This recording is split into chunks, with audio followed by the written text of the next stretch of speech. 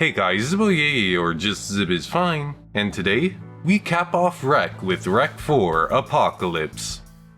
To shortly recap, following Rec 2, series creators Paco Plaza and Juan Balaguero agreed to move forward with Rec as individuals. While Plaza would put a ring on Rec 3 Genesis, Balaguero captained Rec 4 Apocalypse. Both men agreeing this would be the series' last hurrah. But will it though? Several horror franchises have had the supposed final nail in their coffin before they claw their way back from their grave. Who's to say Rec's any different? Balaguero, that's who. We are not working on a Rec 5. Rec is finished. In fact, I have a lot of ideas in my head about how a Rec 5 could be. But no, we decided to stop at 4. I admire Balaguero's creative gut, but I respect his self-control to preserve the integrity of the series finale. Leaving us with just that, but before we get to that, I'll give you a short opening I made in tribute. It's Rec 4 Apocalypse. Come along with me, let's head out to see what this world has for you and for me now. Whichever way the wind blows, we say, hey ho, let's go! Oh, this boat's rocking, ain't no stopping us now, 'cause we're living the sweet life. Oh, this boat's rocking, rocking the whole world round, and we're living the sweet life now. Hey ho, let's go! The film sees the return of Angela Vidal. After her rescue, Angela and her savior, Guzman, find themselves on a tanker housing survivors and scientists. However, when an unknown perpetrator releases the zombie virus on board, it's all hands on deck as Angela must survive one last outbreak. Like the prior movie, Rec 4 is conventionally shot. This might act as a hurdle for fans who adored the realism the first two movies achieved.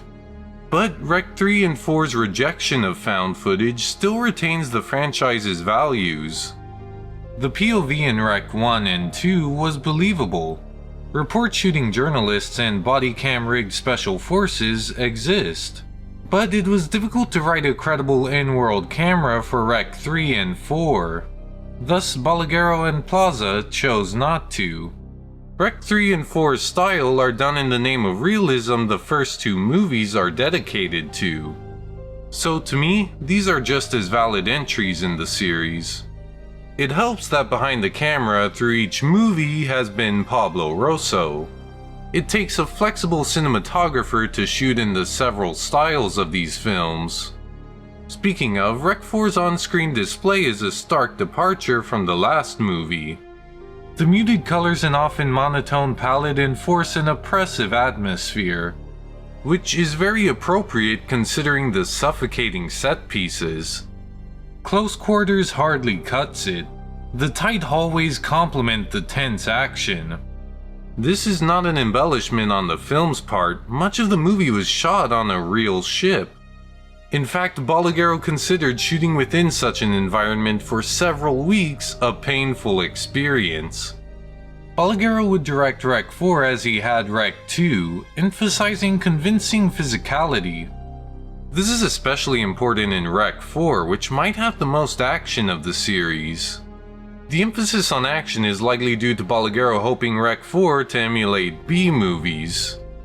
And overall, the encounters were entertaining. I'll cover the scenario, starting with its start. The film opens right where we left off. Well, at least from Rec 2. There's something cool about the apartment shot in this perspective. It's like viewing it through new eyes. There are even some familiar faces. Yeah, the fireman! And Mustache Guy! They're quick cameos, but they go a long way in taking us back to Rec 2. All in all, a great way to open the movie that immediately caught my interest. The scenario is no different. Stuck in the middle of the ocean, radio comms are cut, no lifeboats, escape seems impossible. The setup is the perfect escalation of the series. I enjoyed the characters, especially Nick. an avid Angela fanboy. Yo me quedo sin duda con el de los basureros. Qué bueno. Cuando saltaste al contenedor, ¡ay, que voy! Te metiste en el container y el tipo aquel no daba crédito. Fue buenísimo. I found him and the irony of meeting your idol in a zombie outbreak amusing. Researchers examine Angela's camera. It's almost meta, they're watching the same film we watched. There is a hint of mystery in who released the virus. It's not a big developing whodunit, but it adds a little bit more intrigue. However, the plot has a few quirks. Religious aspects are significantly toned down. They are still canon as referenced in some lines. No es un simple virus. Vinieron unos sacerdotes y me enseñaron fotos. Cosas que ni te imaginas. Esa mierda no es lo que tú te crees. But crosses and holy water are shelved in favor of retroviruses and antidotes. Even Medeiros is given a more sci-fi background. Un parásito. O sea que este era el demonio que buscaba. Un parásito. So, is it possession or is it not? If it has been a parasite the whole time, how do you explain stuff like the door that could only be seen through night vision in Rec 2?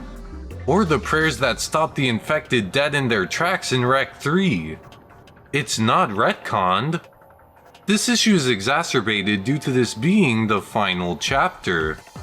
To conclude the series somewhere completely different from what it built up makes for a confused end. Even so, I still enjoyed the film as a conclusion. When the scientists discover the worm at the heart of the virus, they seek to secure it to mix an antidote. It's like a continuation of the mission from Rec 2, carrying that weight into this film. Above all though, Angela steals the show.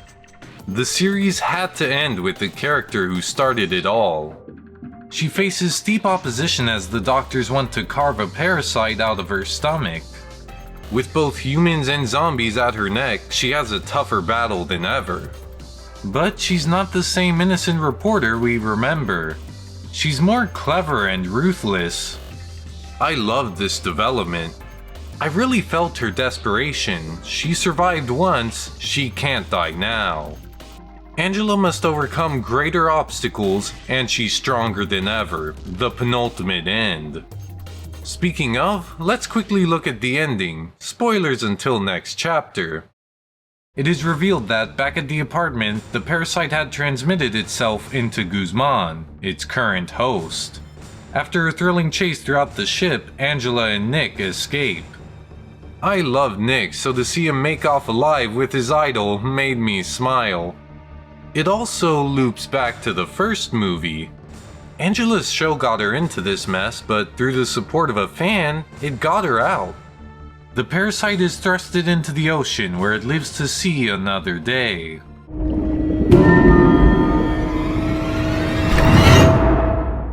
I am on the fence about this. It's the final wreck. I wish the series could have ended on the demon parasite thing's death.